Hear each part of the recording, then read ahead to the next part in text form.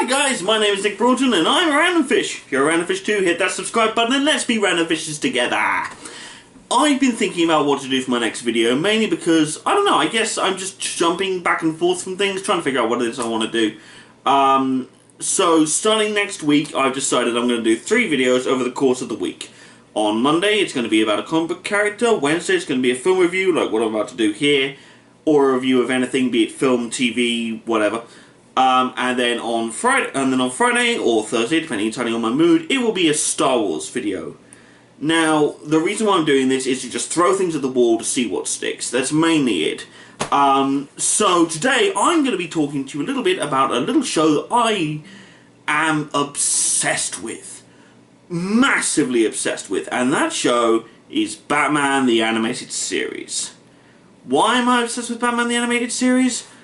Let's just go down the list, shall we? Actually, let's not.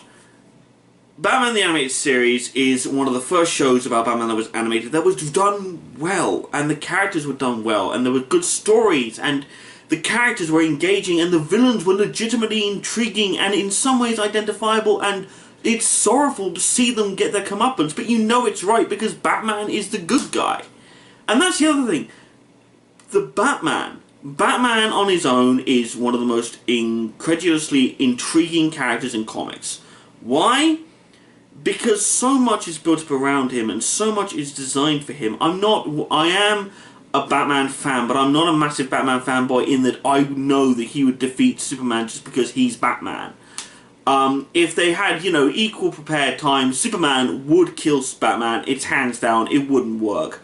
Unless Batman brings out Kryptonite and uses it in a full-blown attack. But if not, then it's obviously Supes. Because there's no way, because Batman doesn't really, from what I know, Batman can't really harness magic to use it to any real degree, not like Constantine or Zatanna can do, or even Etrigan. So let's just take a think about it, because in Batman the Animated Series you have 4 seasons, all of which I now currently own. Thanks to my lovely parents for my birthday gift, I got all 4 seasons of Batman the Animated Series, and I've been watching through them like crazy. And there's all sorts of episodes in there that I really want to talk about, and all these sorts of things I really want to think about, but I'm going to just go with an overbroading review of the entirety of the show. Now, the first 3 seasons, as we know, the 4th season, little bit of a hit and miss in certain areas. I'll explain that when I get to season 4. Season 1, however, is primarily the start of various characters. We don't get the Joker's origin, obviously, because even in comics, the Joker's not entirely sure of himself about his own origin, much less the actual audience or indeed Batman. We do, however, get the origins of quite a few villains over the course of the first 3 seasons. We get characters like, say, we get Two-Face's origin, we get Iceman, Mr. Freeze's origin. Iceman is a Marvel character, come on. Mr. Freeze, we get his origin. We also get Clayface's origin in one of the other seasons. We also get the origins of some pretty cool heroes. We do eventually get, we get to see about Robin, how he became Robin, how Dick Grayson fell into Bruce Wayne's, became Bruce Wayne's adopted child, and things like the Tony Zuko stuff really throws me through a loop, because when I first saw Robin on the big screen in live action was Batman Forever. You can go ahead and, start disliking me now as much as you like, because, frankly, I still like Batman and Robin. I don't like Batman and Robin, I like Batman Forever. Because, let's face it, out of those 2 films, Batman Forever was the one that, gave a bit more to it, and gave a bit more of a story. However, from what I understood it, Two-Face was the reason for Dick Grayson's parents' murder. It wasn't Tony Zuko. But then, of course, I watched the show and everything else, and it all came a bit more clear to me that Zuko was the guy behind it all. And, of course, Zuko ends up becoming the villain for Robin in believe in sometimes in the comics as well as in other animated formats, which is nice to see. It's nice to see a little bit of that. We also get Batgirl's origin, which is kind of cool. I understand that Barbara Gordon sort of does the Batgirl thing, but of course in my head I had no idea if she did it with her dad's permission, as it were, or if it just was all just one gigantic, middle finger to dad. Which, as we learn in the show, it basically is in a way like a slight middle finger to dad. I don't think Jim Gordon really likes the idea of his daughter running around as Batgirl. As as we kind of get in one of the episodes in a later season, which is kind of weird.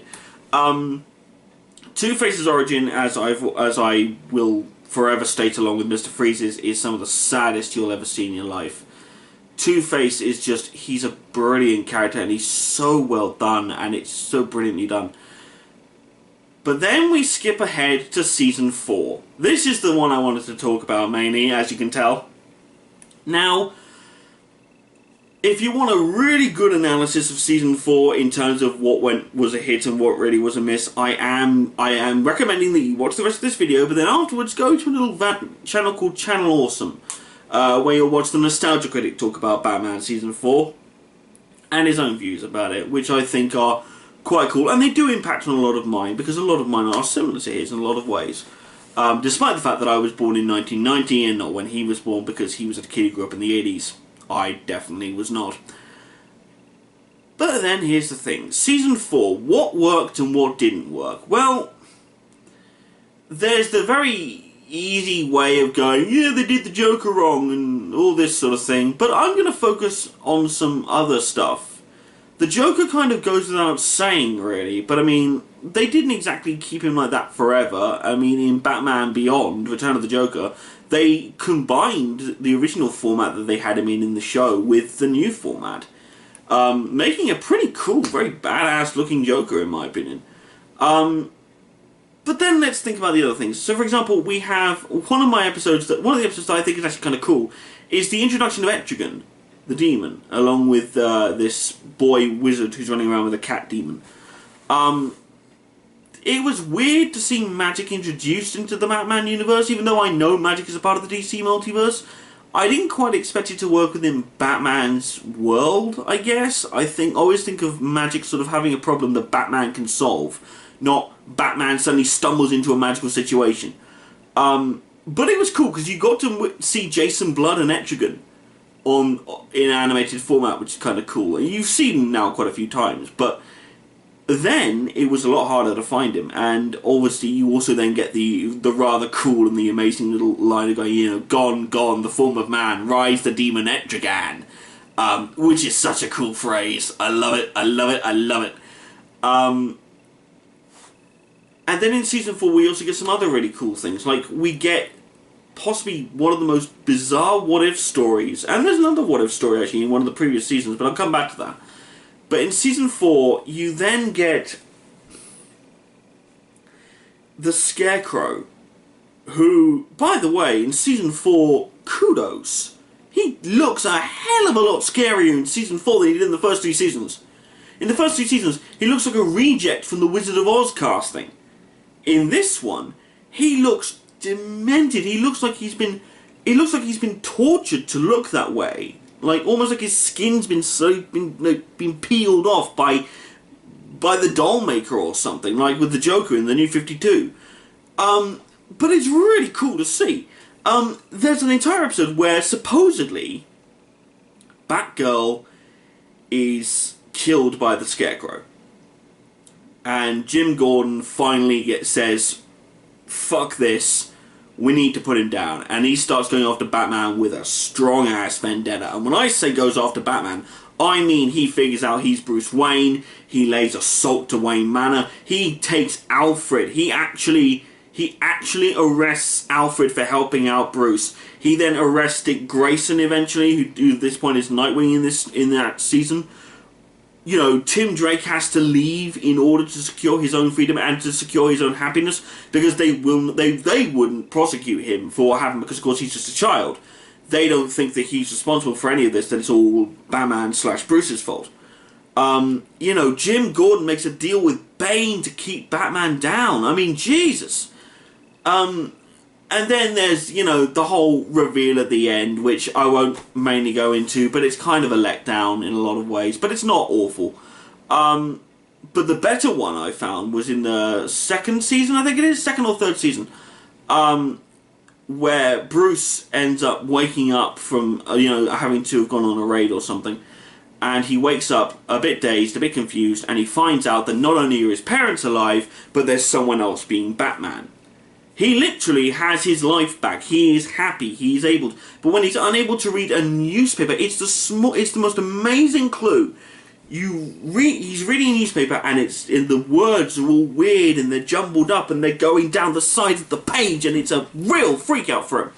And he goes off and he goes to find Batman because he knows that Batman is the cause of all this, or at least the person pretending to be Batman in that reality is. And the two of them, they have a fight. There is a Bruce Wayne versus Batman fight in this episode. Holy shit, I never thought I'd have to see that at all in my life. The reveal, again, I will not show you, I will not tell you what it is. Holy Jesus, is it amazing though. And it's really quite an intrigue as to sort of find out how Bruce Wayne feels he could have lived his life if he hadn't have been Batman. Which I think is one of the big questions for a lot of Batman fans over the course of a lot of comics. The question always was, when would he stop if he could? But the thing is, he will never stop because he can't stop. Bruce is continually attempting to end the pain and the heartbreak that his parents' murder left him. By doing this, he will never surrender the Batman cowl unless he dies. Like, actually is dead. And even then, there'll be a fight over who takes over. For more info on that, read Battle of the Cowl. It's a pretty awesome read. Actually, it's one of the better reads. But anyway, I'm not here to talk about comics, I'm here to talk about the series. I'm jumping all over the place, and I know I am. There's two different names for it. You've got the Batman the Animated Series, and you have the new Batman Adventures. That one, I think, is more primarily based in America than it is here, because I watch Season 4 on my TV, and all I get is the normal Batman Animated Series intro. I don't get, like, the new Batman Adventures sort of appearing on the screen or something. It's not there. But there's a whole bunch of stuff that's sort of been thrown around and everything else and blah, blah, blah, blah. And it's really cool to watch. It's really fun to see. I heartily recommend buying the whole thing. Yes, they are, yes, it is quote-unquote expensive to watch. When you go out, when you buy it, yes, be aware, don't go spending money where you don't have the money to spend. But honestly, if you can just find a few volumes of like the first or the second season or something, just watch it. So watch it. There's an episode in there called Almost Got Him, where the villains are sat around talking about how they nearly killed Batman. You've literally got the Joker, Two-Face, the Penguin, Poison Ivy, and Killer Croc all sat around a table talking about this. And it's not even, like, it's not even crazy. It's just the five of them sat around playing cards, betting, and whatever else, and just having a laugh. And it's so cool to watch. I mean, hell, I think there's just a whole bunch of really cool stuff. The villains have always had things to say to each other if they ever see each other in real life. The Joker especially, he just throws sarcastic comments at them, or, throws a joke at them or whatever. But this is where you truly understand the fact that these guys, despite all of them being different, despite them all being like that, blah, blah, blah, blah, they all have that one thing that connects them, and that's Batman. And somehow, between them, they're able to sit down, have a friendly game of poker, and shoot the shit. And just talk about Batman. And just talk about how it was really bad, and how it was like, how it was really unfair that, they were so close to getting him, and yet they couldn't. And these villains, a lot of them all have really tragic origins. So I'm sitting there going, oh my god, I actually find myself rooting for the bad guys. How is that possible? What the fuck is this show doing to me? And then I realise it's just a show and I can switch it off and go about my normal life and actually live a social life. It feels dirty thinking that. It really does. It feels wrong. It just feels wrong. But, anyway, much like I said, please, please, please, please, check out the show. Check it out however you can, be it by buying different volumes at a time or buy the whole thing. If you're, obviously if you're watching from England, go to your local HMV. They've got it there for $39.99. I should know. I've seen it there enough. And every day I thought to myself, oh, if only to own that. And then my parents asked me what I wanted for my birthday. I was like, yeah, I'll have that. I'll have Batman. I'll have Batman the Animated Series. It works. But no, in all seriousness, check out the show, check it all out. I'm sorry this video is a little short. I'm doing a whole bunch of other things. Just to give you a quick update, I am attempting to do various things outside of this. I want to do short films as well, something I thought about. I was going to do something for sort of the Easter Lent area, but unfortunately time is ticking away at me and I can't seem to think about the best way of doing it or finding decent locations. So that might have to have a clothespin put in that for later, or it will be shot out of context and it'll just be done later, I don't know. But there's another thing that I want, there's other things I've got my ideas for, I've got other ideas, blah blah blah. So stay tuned. Stay tuned for more videos coming up. If you have something that you want me to review, or if you have something you want me to think about in terms of comics or anything like that, please feel free to put it in the comments. Feel free to do any of that, blah blah blah. I might review games again, I don't know. That's not exactly my wheelhouse. If you want to do that, look at other people. There are other people that I've mentioned in previous videos that you should go check out. So yeah. Have a nice day, my little random fishes, and please like this video and subscribe. Hit that subscribe button. Hit it. Hit it. Hit it. Hit it. Hit it.